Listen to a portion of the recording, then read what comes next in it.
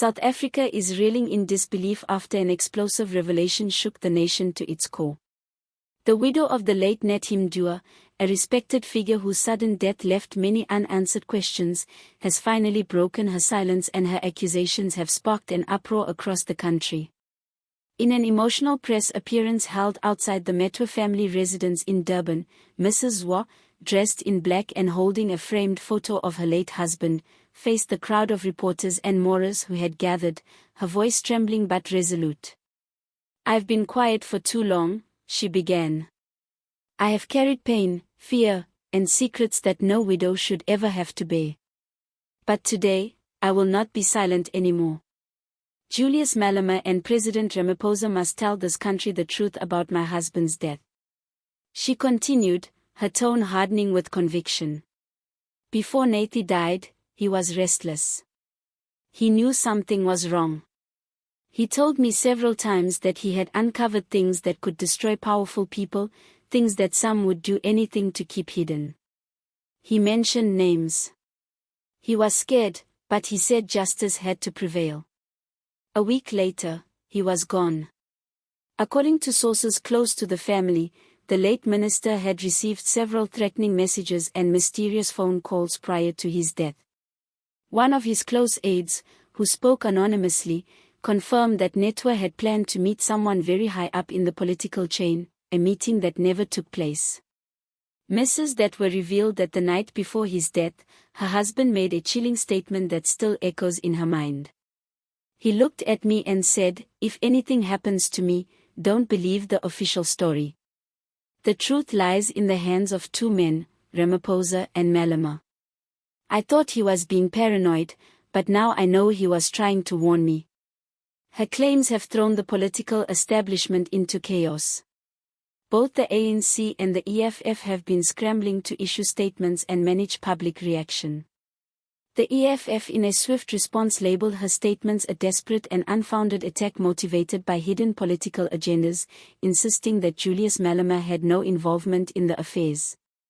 The EFF views these accusations as part of a broader effort to discredit the leadership of Commander-in-Chief Malema, said party spokesperson Bain Lozi. Meanwhile, the presidency released a short and cautious statement. President Ramaphosa extends his sympathies to the Mthethwa family but urges the public to remain calm and allow ongoing investigations to conclude. Any attempt to politicize the tragic passing of Mr. is both irresponsible and dangerous. But South Africans are not convinced on social media. Outrage and speculation are running wild. Hashtags like #Justice from #Ramaphosanos and #Malema Exposed have flooded Twitter and Facebook with citizens demanding answers.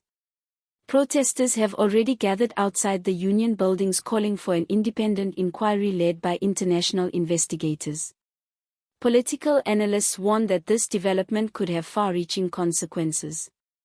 Dr. Thean Lovu, a political commentator, said, "If what Mrs. Mthethwa is alleging holds any truth, this could be one of the most explosive scandals in democratic South Africa's history.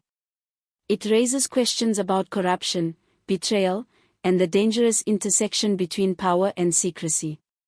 Some insiders alleged that Nathi Mthethwa was working on a confidential dossier involving large-scale financial irregularities that implicated several high-profile government figures. Others believe his death was meant to silence him before the information could reach the media. Mrs. Mthethwa insists she has kept evidence her husband left behind, files, recordings, and letters, and that she will release them when the time is right. "He did not die in vain," she declared. "If they think they can intimidate me, they are mistaken. Nathi's truth will come out even if it shakes the highest office in this land." Her bravery has been both praised and condemned.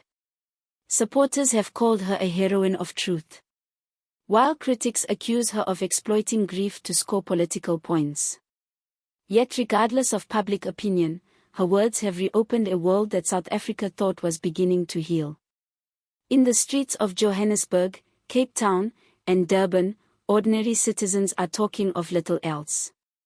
"If she's telling the truth, then no one is safe," one taxi driver told a local reporter. "We've seen cover-ups before. But this feels different." The question now haunting the nation is simple yet terrifying. Was Nathi silenced for what he knew? As investigations intensify and tensions rise, both Malema and Ramaphosa are expected to make formal public responses within days. But for now, the widow's haunting words continue to echo across South Africa. A chilling reminder that behind every political smile there may lie a dangerous secret. And in the heart of a mourning nation, one woman's cry for truth has become the spark that could change everything.